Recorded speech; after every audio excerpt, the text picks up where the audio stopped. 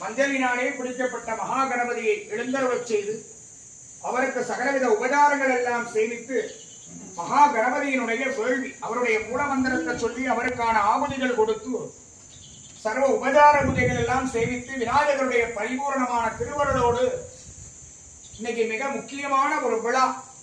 அந்த விழாவிலே நடைபெறக்கூடிய வேள்வி. இன்னைக்கு என்னென்ன ஹோமம் பண்ணியிருக்கோம் அப்படின்னா, முதல்ல மகா கணபதியுடைய ஹோமம், அடுத்தபடியாக லக்ஷ்மி நாராயணனுக்கு பிரதமான ஹோமம். லக்ஷ்மி நாராயணன் பொதுவா 3 கடவுள் இருக்கு. நாங்க சங்கல்பம் பண்ணும்போதே என்ன சொல்லுவோம் அப்படின்னா, சங்கல்பம் பண்ணும்பொழுது சிருஷ்டி ஸ்திதி சம்ஹாரம்னு 3ஆ சொல்லுவோம். அந்த சிருஷ்டி ஸ்திதி சம்ஹாரம்னு சொல்லக்கூடியவங்க யார் அப்படின்னா, சிருஷ்டிக்கிறவர் அப்படிங்கிறவங்க பிரம்மா. ஸ்திதி யாருன்னா காத்தல் அப்படின்னு பொருள், அவர் யாருன்னா மகாவிஷ்ணு. அழித்தல் அப்படிங்கிறத, சம்ஹாரம் அப்படிங்கிறத அழித்தல், அப்ப அது யாருன்னா சிவன். எல்லாருக்குமே சந்தேகங்கள் இருக்கும், என்ன அப்படின்னா மகாவிஷ்ணுவையே காக்கிறவர் அப்படின்னு சொல்றீங்களே, சிவன் மட்டும் அழிக்கக்கூடியவரா அப்படின்னா கண்டிப்பாக. காம குரோதங்களை எல்லாம் நமக்கு வரக்கூடிய எதிர்மறை சக்திகளையும் சம்ஹாரம் செய்யக்கூடியவர் தான் சம்ஹாரமூர்த்தியாக இடத்துல யார் இருக்கானா சிவன் இருக்கார். காம குரோதங்களானது மனசுல சகலவிதமான கிளேசங்கள் அப்படின்னு இருந்தா அதெல்லாம் அழிக்கக்கூடியவர் யாருன்னா அண்ட சராசரங்களையும் ஆளும் சிவன். விஷ்ணு லட்சுமி நாராயணனாக இந்த இடத்துல அவரை எழுந்தருளச் செய்து அவருக்கான உபச்சாரங்கள் எல்லாம் செய்து அவருக்கான வேள்விகளிலே மிக முக்கியமானது சக்கரங்கள்ல ரொம்ப விசேஷமான ஒரு சக்கரம். ஏன்னா அந்த க்ஷணம் தோன்றி சக்கரத்தை ஏவுவர்.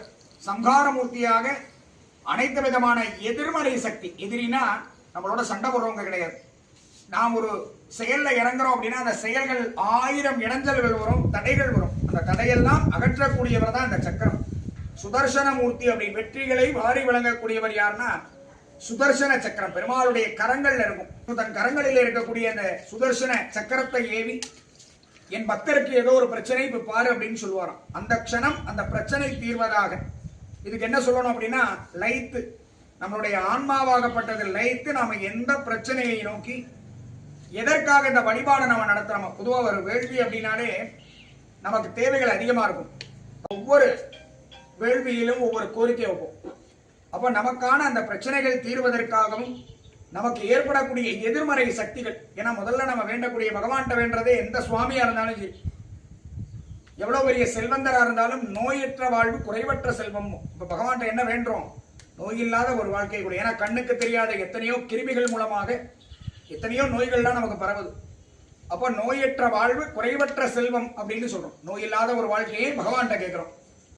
கைகால் சுகத்தோட நோய் நொடி இல்லாம எங்களுக்கு அந்த வாழ்வை நீதான் தரணும் அப்படிங்கிற அந்த வேள்வியின் மூலமாக பகவான்கிட்ட அந்த அவிர்வாகங்களை கொடுத்து சுவாமிகிட்ட வேண்டக்கூடிய வேண்டுதல், அதற்கான மூலமந்திரங்கள் தான் சுவாமி. அந்தந்த சுவாமி ஆவாகனம் பண்ணி ஒரு கலசத்தை வச்சு அந்த கலசத்துல எந்த மூலமூர்த்திக்காக வேள்வி நடைபெறுகின்றதோ அந்த வேள்வியிலேயே அந்த சுவாமி எல்லாத்தையும் ஆவாகனம் பண்ணுவோம். பஞ்சாசன பஞ்சமாவரணம் அப்படின்னு சொல்லக்கூடியது இந்த இடத்துல பிரதானமாக சுவாமியும் அம்பாளும் எழுந்தருளச் செய்து அவர்களுக்கான உபச்சார சேவை தான் இந்த மிருத்யுஞ்சய ஹோமம் அப்படின்னு சொல்றோம்.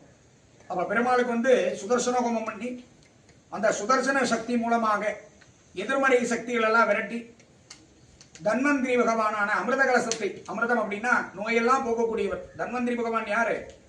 அமிர்த கலசத்தை கையில வச்சுக்கிட்டு வரக்கூடிய பக்தர்கள் யாரெல்லாம் கையேந்தி அவர்கிட்ட பிரார்த்தனை பண்றோமோ பெருமாளுடைய ஒரு அவதாரமாக அமிர்த கலசத்தை கையில் ஏந்தி கொண்டு வரக்கூடிய பக்தர்களுக்கு நோயை தீர்க்கும் மருந்தாக விளங்குகிறார். யாரு? தன்வந்திரி பெருமாள்.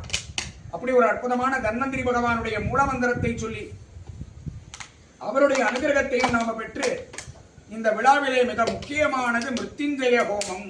மிருத்யு அப்படின்னா யமன். மிருத்யுஞ்சய ஹோமம் அப்படின்னா ஒரு பழமொழி உண்டு, காலனை காலால் உதைத்தவர் அப்படின்னு. மிருத்யுஞ்சய ஹோமத்துடைய தாற்பயம் என்னன்னா, என்றும் 16 மார்க்கண்டேயர் அப்படின்னு சொல்லுவோம். மிருகண்ட முனிவர் அப்படின்னு சொல்லக்கூடியவர் ஒரு மிகப்பெரிய சிவபக்தர். மிருகண்ட முனிவரும் அவர் மனைவியும் ரொம்ப சிவபக்தி. அப்படி ஒரு அற்புதமான ஒரு முனிவர் சிவபக்தரா இருந்து அவ்வளவு பெரிய சிவபக்தரானா அவர்கள் குழந்தையே கிடையாது. ஆனா ஒழுக்கத்திலும் பக்தியிலும் சிறந்தவர் அப்படின்னு சொல்லுவோம். அப்போ அவருக்கு சிவன் ரொம்ப நாள் கழிச்சு ஒரு குழந்தை வரத்தை கொடுக்குறார். மார்க்கண்டேயர் அப்படிங்கிற அந்த புதல்வனை ஈன்றெடுக்கிறாங்க. ஆனா பாருங்க, ஒழுக்கத்தோடையும் பக்தியோடும் நிறைந்த அந்த மார்க்கண்டேயன் எந்த வரத்தோட பிறக்கிறான் அப்படின்னா 16 வயது தான் அவனுக்கு ஆயுள் அப்படிங்கிற வரத்தோட பிறக்கிறான். ஆனா ஒழுக்கம்னா எடுத்துக்காட்டாக விளங்கக்கூடியவர் தான் இந்த மிருகண்ட முனிவருடைய புதல்வன் மார்க்கண்டேயன். அப்போ இந்த மாதிரி நாட்கள் செல்கின்றன. ஆனா இவங்களுக்கு தாய்க்கும் தகப்பனுக்கும் சிவபூஜை அன்றாடம் தவறாம செஞ்சுக்கிட்டு இருக்காங்க. அவனுடைய நாமத்தை சொல்லி அவனருளாலே வந்தாள் வணங்கி அப்படிங்கிற வாக்கிற்கனங்க அவன் அருளை பெறுவதற்காக அவனை முழுமையா தயார்படுத்துறாங்க. இருந்தாலும் 16 வயசு நெருங்குது. அப்போ தர்மராஜர் அவருடைய உயிரை பறிக்கக்கூடிய காலகட்டம் வந்துருச்சு. தாய்க்கும் தகப்பனுக்கும் என்ன செய்யறதுன்னு தெரியல. எல்லாமே சிவன் மேல வார்த்தை போட்டாங்க. அப்ப இந்த விஷயத்தை என்னவா சோகமா இருக்கேன்னு மார்க்கண்டேயன் கேட்கிறார்.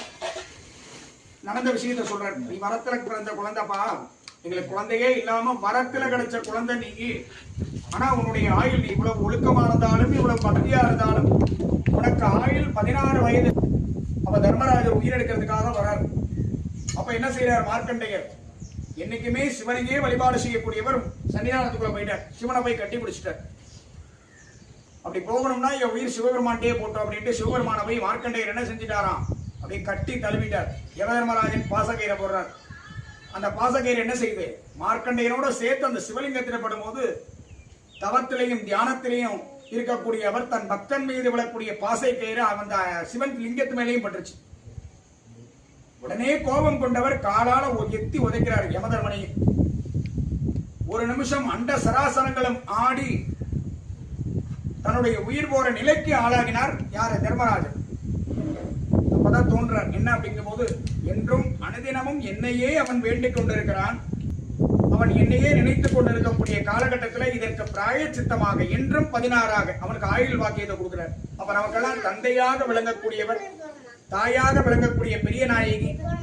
இந்த இடத்துல அன்னை ஆதிபராசக்தி சுரூபமா இருந்தாலும் நமக்கு தாயாகவும் தந்தையாகவும் விளங்கக்கூடிய, ஏன்னா நம்ம சிவனை தந்தையாகவும் அம்பாளை தாயாகவும் விநாயகரா இருக்கட்டும் முருகனா இருக்கட்டும் சகோதரத்துவமா, ஏன்னா சகோதர ஸ்தானம்.